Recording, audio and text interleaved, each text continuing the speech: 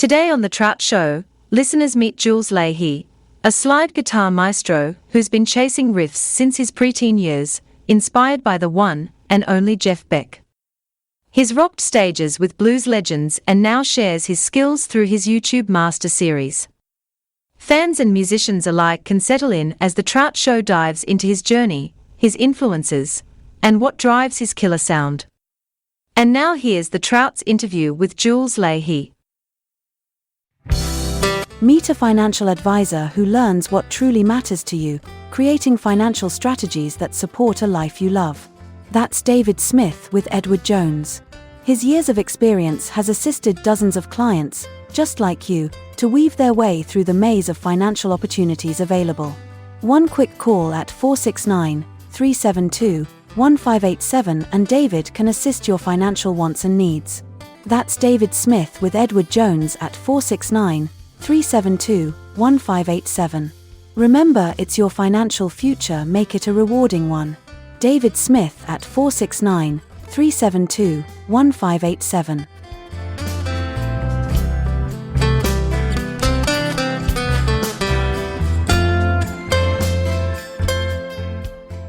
What'd you get your degree in? Guitar performance degree. Yeah. Which was just, the classes I took included Jeff Beck lab. Oh, wow. There was a lab where, just the most in-depth study of and breaking down his solos, his techniques, learning. I mean, it's funny because at the first day of class, I figured, gosh, I'm excited for everything we're going to learn here, but I just hope at some point, like maybe the final will be "'Cause We've Ended as Lovers." and what do you know? That's one of your favorite ones. Okay. Yeah, and what do you know? The first class we learned "'Cause We've Ended as Lovers." So that's just an example of what one semester was like, and there were 4 years of school there. I was there from 2008 to 2012, and now that it's 2025 and that's 13 years ago, I still implement and use everything that I learned at school, and just really great to be in this melting pot of really talented, young people, all Right. kind of chasing their dreams, figuring out what their voices are on their various instruments, all doing that together at the same time. That was an experience kind of unlike any other. It was really amazing being there. What do you remember the first song you heard Jeff Beck play? Or was one of your first experience with him? Yeah, great question. So the first time I saw him was, it was 2001, I believe, and it was with Jennifer Batten. Oh, yeah, I remember those. Yeah, the other guitar player. Yeah. And that was just like a kind of melt your face, it was like a really loud show. Super kick-ass loud band. And this was at the Warfield in San Francisco. Okay. And so I went in and I was like 11 years old. And holy cow, I just couldn't believe the experience. So he was playing things off of the You Had It Coming record. Yeah. Who Else? Yeah. I think the very first thing that I ever heard him play was they came out and they played What Mama Said. Oh, that's a cool tune.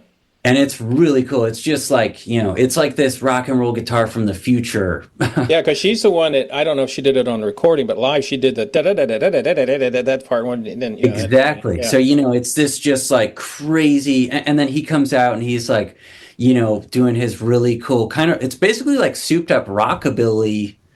He's really doing that like souped up rockabilly stuff, like with just a supercharged rock and roll guitar sound that, blew my little 11-year-old mind. I was just like, oh. So that was my first experience. And then the second, once I got hip to him and I just started listening to all of his records, my dad and I went and saw Jeff Beck open for B.B. King at the Concord Pavilion, which is about like 45 minutes east of San Francisco, and I still remember that night. That was one of those like, oh wow, this intense, amazing thing is going to happen. I knew what I was getting myself into, and then got my minds blown that night by both Jeff Beck and I was going to say, you got both the best of both worlds here. Being a blues guy with the B.B. King, and I still play. When I last band, we were always playing Thrill Is Gone. I'd always change it around a little bit. And the famous B.B. box on the guitar. Not very many people can replicate him. They can try, but it's kind of like Martin Knopfler. They got that thumb thing going on, and I don't know how many times I used to watch the Ronnie, what's that place in Ronnie Scott's. Ronnie Scott's, doing all those things where he slides up and the sound. I'm going, how does he do that? And it reminded me of Hendrix because people are like always talking about, I couldn't. We don't know. Right. But you're kind of like me. You like that, but you also are a blues guy. I mean, you play slide. You're a phenomenal slide player. Thank you. And where was the divergence? Was the blues first, and then you kind of went to the rock, or what was kind of that kind of thing for you? That I really appreciate that question because a lot of itches that I have are scratched by Jeff Beck's playing, and like I mentioned, he has all these angles and sides. There's obviously the wailing pyrotechnic, really exciting guitar, like just spectacular fireworks show that he can put on. But then the finesse and the dynamics and the control, the specificity over, if he's playing with the harmonics, he can actually play melodically and not just go, wow. He can play these beautiful melodies and have total control over the whole thing the entire time. And that to me, I really grew up listening to and soaking in the blues vernacular, and starting with like the early acoustic blues, like the Alan Lomax field recordings of like some of the earliest recordings and evidence we have of, guys playing like a resonator with a whatever they use for a slide. Who knows? Yeah. Who knows? Yeah. And so that was really what I grew up loving. And so once I discovered Jeff, it was like, whoa, this certainly brings a lot of those elements. He's obviously a pioneer of the early rock and roll guitar sound. And so I just felt like, wow, this has like the most of sort of what he does for like the Venn diagram of things I'm interested in. It's all here in such a unique, fantastic way. And then, so I was just into it. But then once I did things like that Jeff Beck lab in school, it was like, oh, hey, I'm not just interested in this, but it's actually becoming part of how I play. And, once you study guys like Duane Allman, B.B. King, Jeff Beck, Jimi Hendrix, and you just keep playing and you play, between playing live, recording your own stuff, recording on other people's things, being in other people's bands, and you know those the tradition of how guys like Jimi Hendrix play Red House, or how Jeff Beck plays Brush with the Blues, kind of similar tunes, but very different ways of approaching the same thing. Yep. It sort of seeps into and becomes how you end up sounding. And I've been playing for about 20 years now, and I have gone down. I'm like a rabbit hole guy. Like I definitely have gone down the Mark Knopfler rabbit hole, Jeff Beck, Jimi Hendrix, Duane Allman, you name it. But impacting how I play and just kind of like how I kind of come out the other side has been a big. It's not just fun and fascinating to obsess over something. It's like data collection and informing my trajectory each step of the way. And nobody did that more than Jeff for me personally, I'd say. But you obviously studied. I was watching your Instagram earlier today, and some of the great artists of old. I just did a little podcast on. I have two parts. I have a podcast where I take this. And then I started another one this year called Vinyl to Viral, where I talk about the music industry, how things got, like where the microphone come from, and where who did the first recording. And I just got through talking about Robert Johnson and all these people that were influenced. And you're like, because where I started, and people know this from me, is I grew up listening to. I was a Beatles guy. I'm old enough the Beatles era. But when the Stones came out with Little Red Rooster, I went, oh, what's this? And I see, who's Howlin' Wolf? Who is so-and-so? And I'm like, who are these people? And then I became attracted by the fact that they had a lot to say but didn't say much when they did it. Whether they were singing or whether they were playing their guitar. And I thought, Wow, that's pretty deep right there when you can do that. And then you start the grace like Eric Clapton. All these people end up starting with the blues. A lot of them did. And you talk about, I was talking about Billy Gibbons earlier. That's all blues-based stuff.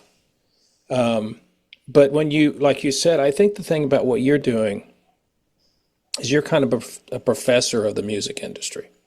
When did you pick up your first guitar? How old were you? Well, I'm 34 now, and I started when I was about 13. Yeah, So, what time 21 years ago. That guitar life can get a beer at this point. It's that old. So when did you decide, though, that you wanted to do it for a living? Good. You know what? That's a great question. I didn't really ever give myself another option. I was so obsessed from the first time. I literally was like, this within about 6 months. My dad always tells me this story. I'm walking around my home, and I hadn't been playing for 5 years, 10 years. It was like, 6 months in, and I said to my dad, I just looked at him and just said, "Dad, what would I do if I didn't play guitar?" Like this. Like, my God, I finally found my thing, and now here I am, 21 years later. I've got a daughter, and I'm supporting my family, with music and everything. So I really have been committed kind of since day one. Yeah. But no, that's a great question. There weren't 6 different options, and then, guitar ended up winning out. It was like, I'm doing this, baby. I that's it. That's one of the things I love teaching about is taking these, countless. I mean, here's my slide. I have spent thousands of hours with it, frustrated by it, playing on stage. I don't know. I've been playing for 20 years in front of people too. And that means that there were bands that I was in where one of the lead singers in a band that I was in about 15 years ago would put me up on a chair in the middle of, a room full of people. And I would take like a 10-minute solo on the like D to C to G chord progression. And, I just cut my teeth like learning how to make that work and not just go, okay, I've got 2 licks, and now you've heard them. And I have 8.5 minutes up on this chair. It was those sorts of experiences, which are now, in my past. They're a good 15 years ago. So I really try to take all of the experiences that I've had and give everybody the most efficient way of, bottle that all up into something that I can take and give to you so that you don't have to spend all the time learning the thing that I'm teaching you right now. and essentially just, that's the coolest thing about blues music to me. And I have this great phrase that a friend of mine, this great slide guitar player, Johann Borg, he and I were talking specifically about Ry Cooder, and he said, there's the thing for him, and he coined this phrase that I love, is the blues per note. And somebody like Ry, he plays one note, and it'll just like give you goosebumps. Mm-hmm. And Jeff Beck obviously is in that category too. He could just, he's got that potential. Any moment he could just play one little note, and he could either kick your ass with one note really hard, or he could draw you in and really pull the list. But just that control and the depth with literally one note that is something that's been a goal of mine, whether it's with slide or with my fingers or whatever. But that's sort of playing and not going, well, one day I'll play fast enough so that that's never really been. I like to play kind of fast sometimes, but that's not what I'm focused on. It's a much deeper, the best bluesy guys, like, they aren't like flexing their big muscles at you. That's not what makes it great. It's something much more difficult to put your finger on. So I feel like that's something that I've just always that's been forefront of my mind. And at Berkeley, especially, where there's a lot of hot dogging going on. Oh, I'm sure. There's a lot of let me strut my stuff. I practice 12 hours a day. Can't you tell?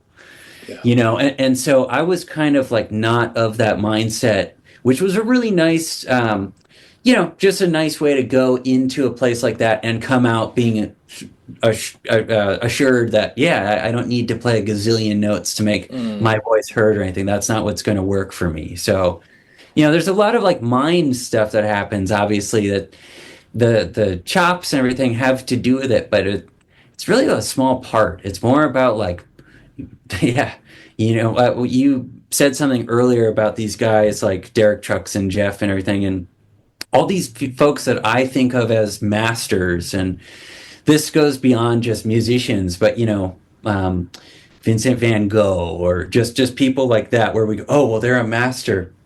And to me, I think, well, yes, they are, but those masters are just displaying their curiosity on full, unapologetic display for us.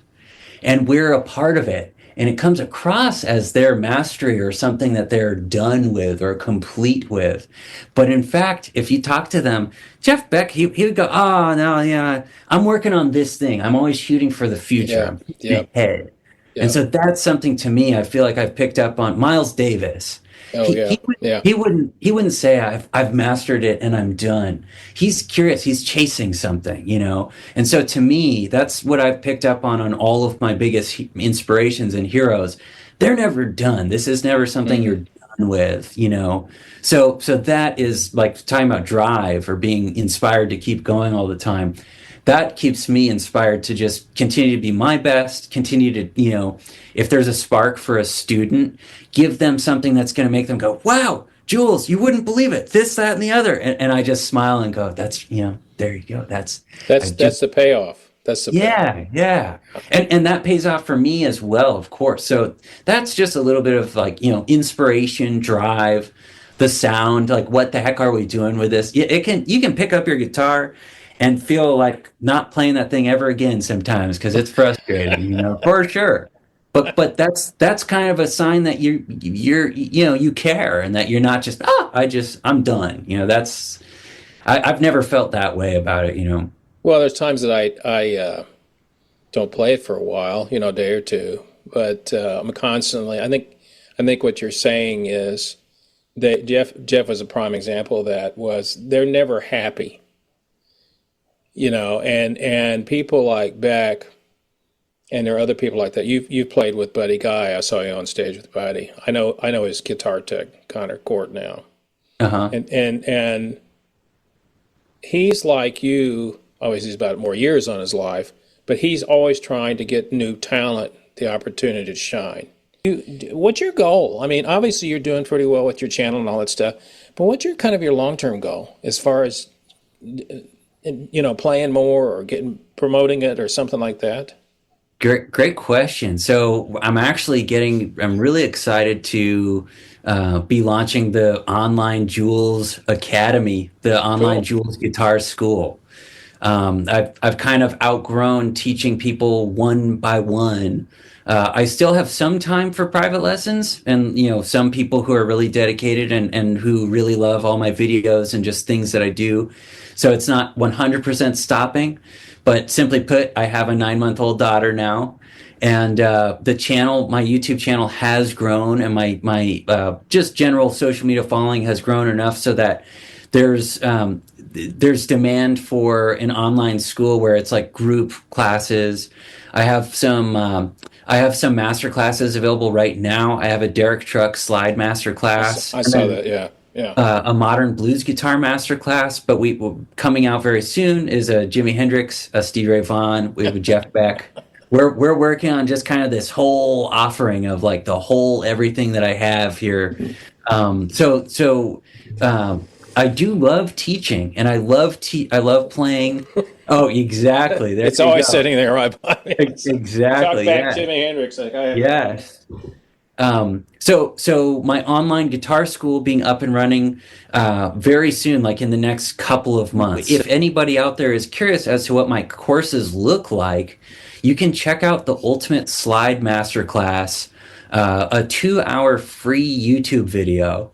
And this one, it's really cool. The comments have been so generous and so kind. A comment we get quite a bit on that video, you can see, is this is like the best slide guitar lesson on the internet.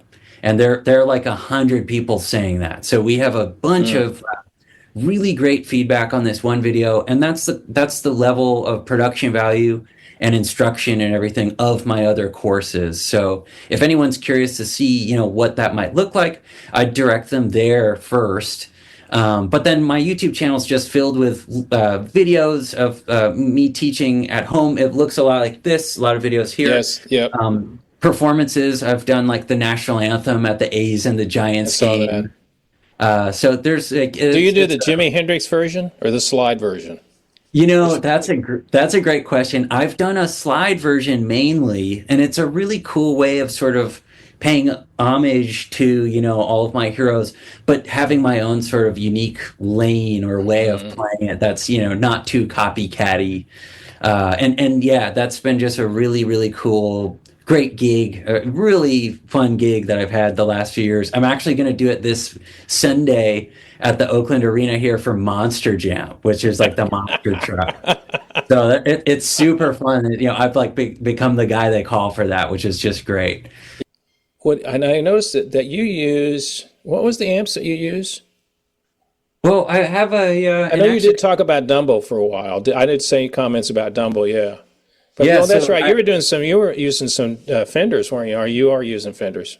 Yeah, I've been really loving this Fender 5E3 tweed circuit that was just actually made for me by a new friend that I've made. Oh, wow. This thing is fantastic. And then over here is a 68 Super Reverb. And man, I mean, if you have a Strat or anything like that, a classic Super Reverb is just fantastic. I also have a Princeton Reverb back over here behind the camera. And then I have and that's got like 112 in it? The Princeton is 110 or 110? 110. Yeah, 110. And I've had some mods to them where they just are singing. They're like ringing clear as a bell. And then I have a Two Rock Bloomfield Drive as well. That's what I was thinking about. I saw that. And that's a beautiful amp. I mean, between those four right there, I also have sitting behind me, but a speaker has been taken out of it, a really nice deluxe reverb. But, I'm generally Fender family. Like, I understand. I love the Marshall and Voxing and they're orange. I mean, there are a bunch of great amp things. But for me, my voice has really been in like home for me is like kind of the Fender realm of, amps. And I noticed you've done some stuff, but you really haven't put it out that much. Do you like doing studio work? Do you want to put an album out, or that's something in the near future? Yeah, good question. I have a bunch of EPs and albums that I made in my 20s that were basically excuses for me to use the new gear I got or just use something like it's not a pop record that was ever going to become, it was purely for me to grow in my artistry and figure out what, try something. Like one of my records, and actually I have some of the album covers up here on this very colorful wall. I got a DL4, which is like the big green line 6 delay. Yeah. And an EBO. Oh. And I just went to town. It inspired, it was like this whole direction that I had where, okay, I'm going to just make, some wacky tunes and go down this path for a little bit. My EBO is sitting on top of the Marshall. It's a great, what a cool. It's fun to use, yeah. Yeah, and so there was kind of like giving myself a thing to work on. I'm actually very eager to make a record now. I've been like really wanting to make a new record with my new pieces of gear that I've picked up recently, and just like kind of now that I would take it more seriously in the making it something a little more accessible. The coolest part about doing anything self-indulgent and not worrying about it succeeding or working is that now I've done that and I know more of what I would really like to make that would actually probably check off those boxes of being artistically exciting to me, but would actually be something that the world would like to hear too, and I could actually tour and promote. That's definitely totally on the in the next I'd say 1 to 2 years, something that I want to put out for sure.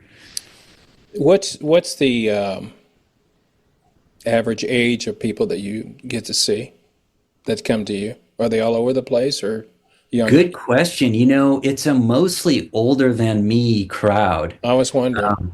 And it's funny because I get asked the same thing all the time, which is just, I mean, people are always, they're really kind, really appreciate that I'm, that I'm a blues lover who's keeping this thing going in the way that I am.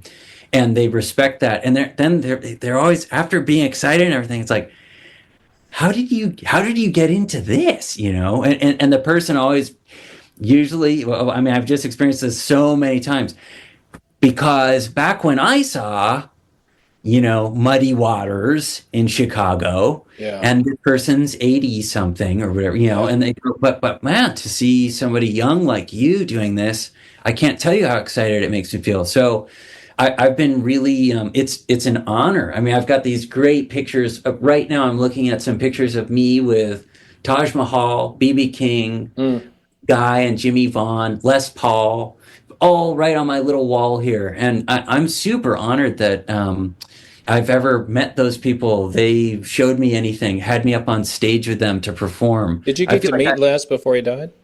Yeah, I did. I met him. Did you see him in the Iridium, or was he? That's exactly where. Yeah. And I went with my dad, and my dad told Les. He said, "Sir, my son here saved up all of his money, and he bought a Les Paul." And I was like 12 or 13, and Les put his hand out to shake, and my dad said, "He has a cold. I don't think you want to." And Les looked at me and he put his hand out.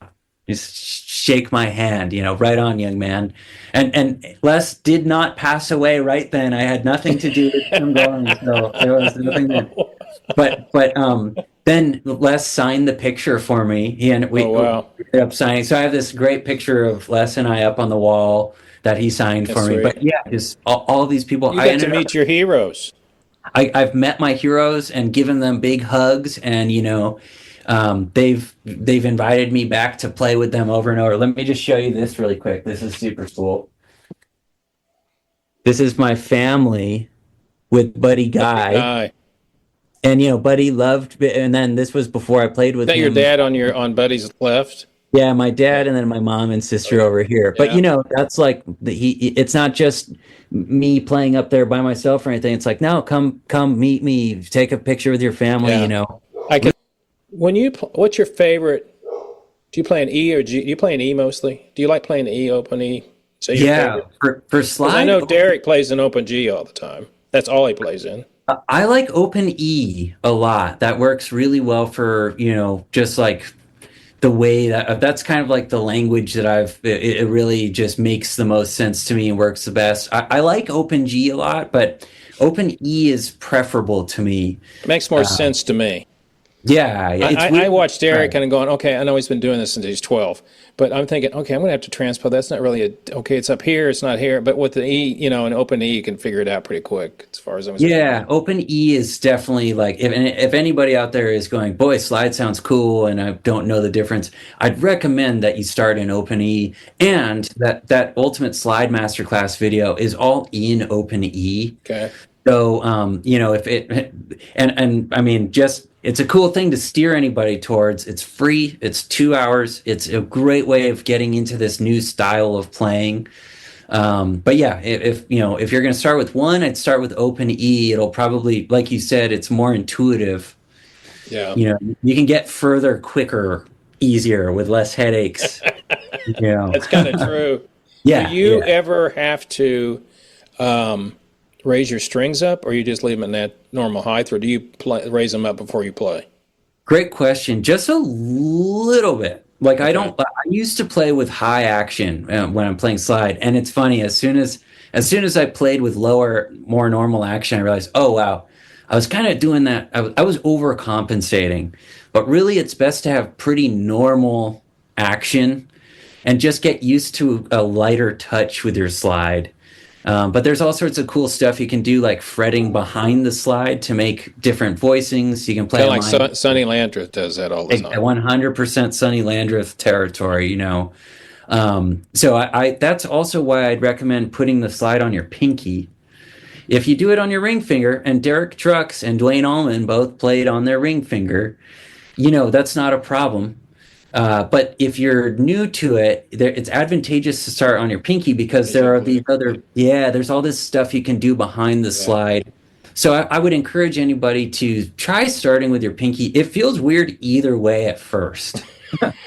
So, it's kind of, if it's all the same to you, go like this with your pinky. Later on, you'll be glad you did. And it's like, to me, it's like learning another language. Definitely. So when you talk about Jimmy, do you tell everybody to turn it down a half step, or you just say play an E and try to do it, or what do you do? Well, good question. So one thing about that, and I have my strat here, you Yep. can see I have the reverse headstock neck, right? Yep. Just like So, because you played it upside down, yeah. exactly. And there's a really cool thing about that. One thing is that, so this is my little string, my first string, and you might not Just be able to hear that, but and what is it? 9 or 11? What is it? these are actually nines. 9's okay. They're nines. So what I've found as kind of like a magic Jimmy thing is with that reverse headstock, what it does is that now what would usually be the low E tuning note is actually the high E right here. And what that means is that the high E string, and then therefore the B string and the G, they actually go a shorter distance to the tuning peg. Right, to the note. So when you're bending up on any of those notes, it's easier than it would be if the string was tuned all the way down here. Oh, wow. And so between playing a lighter set of strings, which gives you that really nice chimey, shimmery, like Wind Cries Mary, like a Marshall plexi, strat through a plexi sort of thing. Yeah. So now you start adding up these small details like the reverse headstock, the lighter strings, and then you go, oh, whoa, okay, now it feels more like what Jimmy's probably felt like. And then when you tune it a half step down, it's easier then. It's absolutely. And I don't know, I've never read, and I got the privilege of interviewing the director and producer of his movie that came out last year about Electric Lady. And I'd love to interview Eddie Kramer if he's still around. I know he is. But I've never asked anybody, and I should have asked Eric when I was talking, why did he tune it down a half step? Maybe for that reason. Yeah, and easier to bend. Yeah, one thing that I've heard about why he tuned, so in a trio setting, it just simply fills out the space a little more to tune down a little bit. And what it also does is it helped Jimmy, who was kind of a shy singer. He was. It helped him not have to reach as high for the notes. So, between sort of thickening and fattening up the sound of a trio, I mean, it gives simply more power. So the power trio. And then also making a key, like if he's playing in G or A, now it's not as high. So those are a couple of reasons that I've heard. And, it's funny too. I just kind of like how E flat sounds. And I should tune one of mine down because I do like playing it there because it's easy for me. And I'm a bender and a vibrato guy, So for the feel for it really does lighten the load on your hand. You can just simply dig in more. You can like put more vibrato, bend the note, and then keep. That's how Jimmy does all those squirrely bends where it's like, wow, he's been going way up there and then controlling it this way. The strings are lighter and they're tuned a little lower. So it's like, have at it. That's a big part of it, actually. And it's funny because it might seem like we didn't talk about much right there. But those few things, tuning down a half step with lighter strings on a Strat, if you can do the reverse headstock thing, that's not a game changer, but you do feel the difference, and it does matter. That's amazing.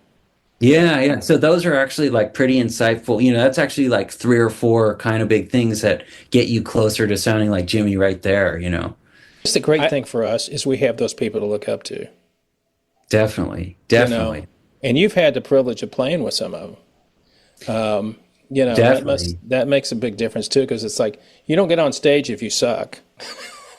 No, that's definitely something that I feel super. I mean, I said it earlier, but I'm beyond honored to have some of these, the people I've shared the stage with and who have invited me back, and the buddy guy types. I don't take that lightly. It's really an honor and a privilege, and just really cool to not just have as a nice thing to remember what happened one time, but actually be a huge part of my life and what I teach people and experiences that I have to draw from that, are now literally how I make a living and everything. So it's all really cool. I mean, yeah, it's just a thrill to live in those memories, and like they matter in a lot of ways beyond being sentimental, for sure. You always wonder if people like Beethoven, the people that followed him, goes, "Did you get to meet Beethoven?" "Oh yeah, Right. I did." Right. "Did he play the ninth for you?" "Yeah." Yeah. "Did he show you the keyboard on the harpsichord he played?" "Yes, he did." I Right. mean, you think about that, but we have an opportunity. I missed that. And my friend I had lunch with today goes, "Where is rock? Why aren't we having any more rock and roll?" And I had to give him a lesson in the music industry today. Yeah. And I said, no. So people like you that keep it going, and I think there's always going to be a need for what you do, because as I can't say it enough, you're very talented at what you do. Thank you. And it means you have to be a special. I can't teach people. I don't have the patience for it. Mm-hmm. And, I mean, it's different when you do a video and you're doing, hey, here, run this back, I'll run it back half speed. But when you're sitting here talking to them, you got to have a patience to judge, because you have to remember, everybody starts out of the same place. Definitely. That's absolutely the case. Yeah.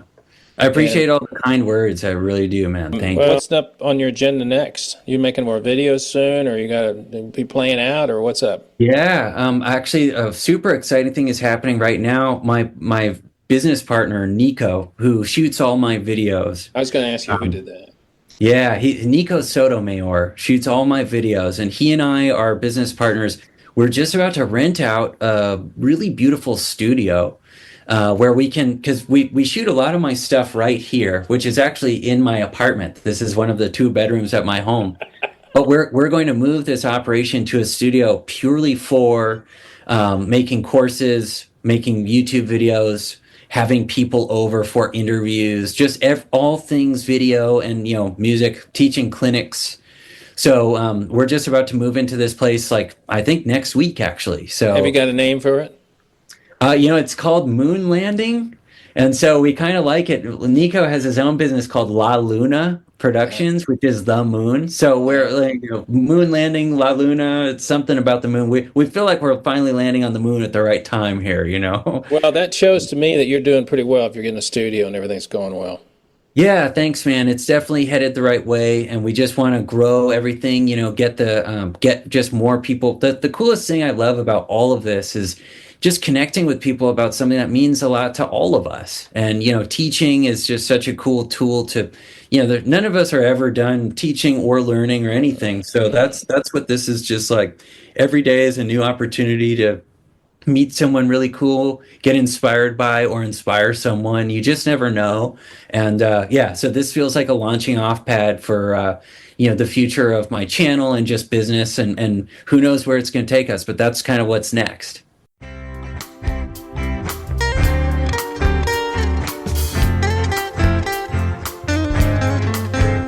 Well, that's it for this episode of the Trout Show. Thank you so much for stopping by. We appreciate it very, very much. A very big special thank you to Jules Leyhe for coming by and talking about his incredible talent as a slide player. And we wish him all the luck in the world as he continues down his musical journey. For more information about Jules, just go to his website at Jules Leyhe Music. That's JULESLEYHE music.com. JulesLeyhemusic.com. Also, once again, David Smith from Edward Jones, thank you for continuing to support our channel. Remember, for more information about The Trout Show, just visit our website at thetroutshow.com. Everything's there, music, podcast, anything you need to know about this Trout Show channels. So the next time, people, remember what I always say, it's only rock and roll. But gosh darn it, I love it. See ya!